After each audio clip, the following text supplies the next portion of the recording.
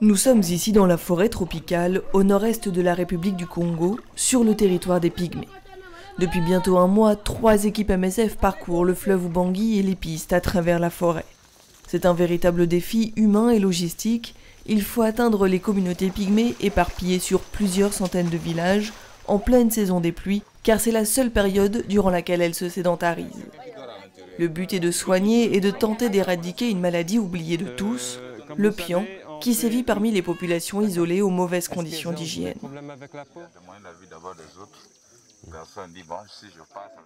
Exclus du système de soins, les Pygmées du Nord Congo sont fortement touchés par cette maladie. Le pian se transmet par contact physique et provoque des lésions cutanées avant de toucher les os, les cartilages et les articulations. On a un moyen simple de la traiter et de l'éradiquer avec une azithromycine, un médicament qui se donne en dose unique et qui a une très bonne efficacité, une très bonne tolérance, un médicament qui est connu depuis longtemps, qui est sûr, qui permet justement d'éradiquer cette maladie chez une population qui est difficilement accessible d'habitude par les différents services de santé. Il a déjà reçu le traitement avec les comprimés.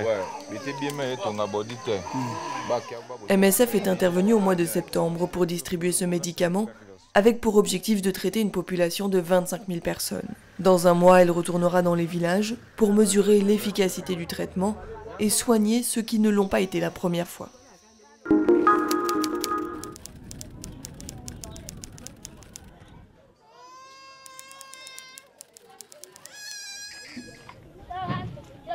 La malnutrition sévit toujours au sud du Niger. Au mois de juillet, de fortes pluies ont détruit les récoltes et les réserves de céréales. Il y a des jours où nous restons sans manger. Parfois, nous ne mangeons que le petit déjeuner. Et le soir, si on trouve, tant mieux. Sinon, on patiente. Rien qu'hier, j'ai cueilli des herbes sauvages pour donner à manger aux enfants. C'est tout ce qu'ils ont mangé matin et soir. Les moustiques vecteurs du paludisme prolifèrent avec les pluies et les enfants malnutris, déjà affaiblis, ont plus de risques de développer un paludisme sévère. Un enfant malnutri, c'est un enfant en fait qui ne se défend. L'organisme est faible, il n'a pas d'énergie, il n'a pas de protéines, il est exposé à tout. Dans son centre d'hospitalisation, dans la région de Maradi, MSF traite simultanément les 2 maladies. Les équipes tentent aussi de briser ce cercle vicieux en organisant des programmes de vaccination et en distribuant des moustiquaires et des produits nutritionnels.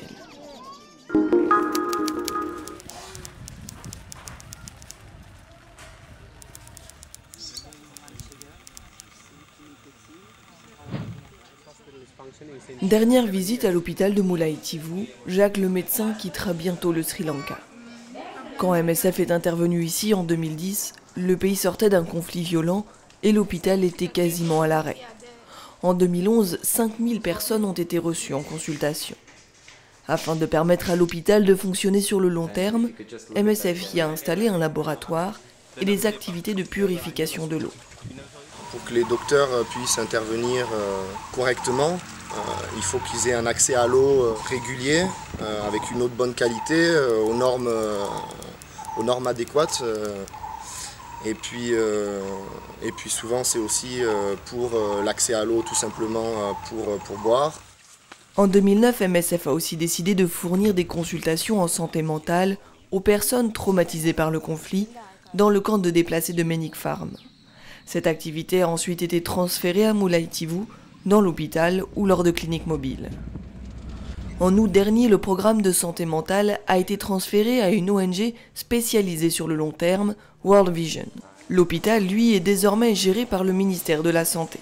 La phase d'urgence est terminée et avec elle, la raison d'être de MSF dans le pays, même si l'ONG est prête à revenir si la situation le justifie.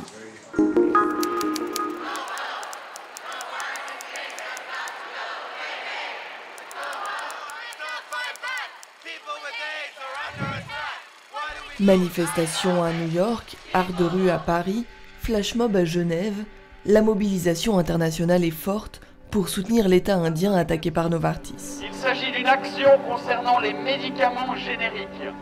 La compagnie pharmaceutique suisse conteste en effet l'un des articles de la loi indienne sur les brevets.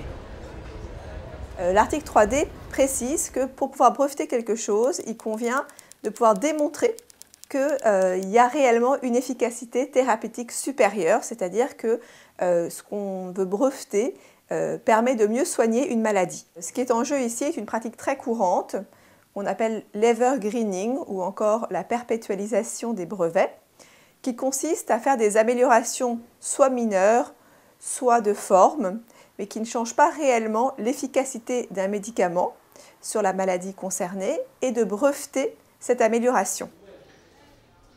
Ce procès devrait durer quelques semaines. MSF redoute une victoire de Novartis qui rendrait plus difficile l'accès aux médicaments essentiels.